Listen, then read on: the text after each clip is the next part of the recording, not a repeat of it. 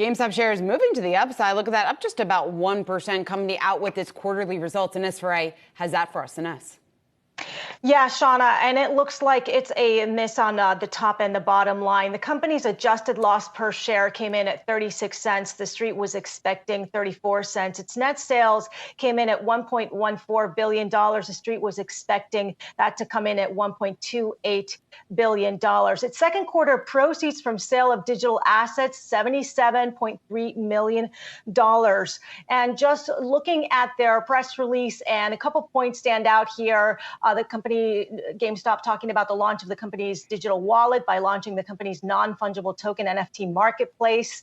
Also ended the period with cash and cash equivalents of $908.9 million, as well as no debt other than a low interest unsecured term loan associated with the French government's response to COVID-19.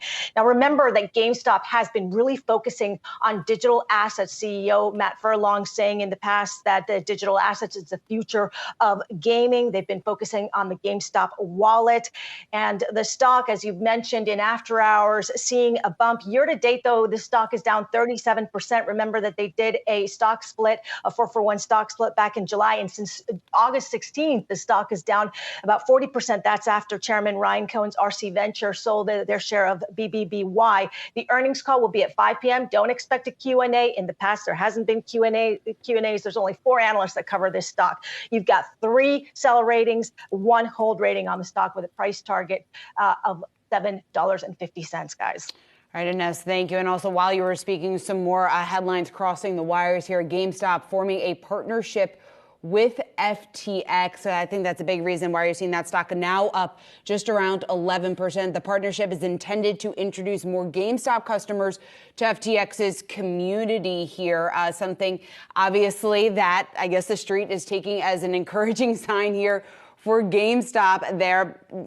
Ines mentioned, Dave, the sales that we saw from the digital assets, its NFT business during the quarter of $77.3 million. That's up slightly from its previous quarter of $76.9 million. But that FTX partnership, the big reason why we're seeing that share pop right now. It's got to be the only reason, right? When you look in the report, when you look at the last several reports, they haven't turned a profit since Q4 of 2020.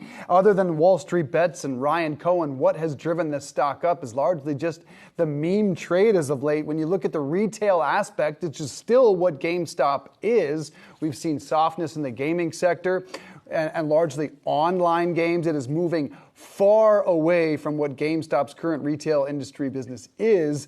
And is the NFT, that market is also struggling as well. So it's hard to imagine anything that's going to rally this in the long term, down 37% year to date, Rochelle. It's pretty bleak. Well, something that I thought that was interesting, and I tend to pick these things up from GameStop, these collectibles, actually, they're collectibles.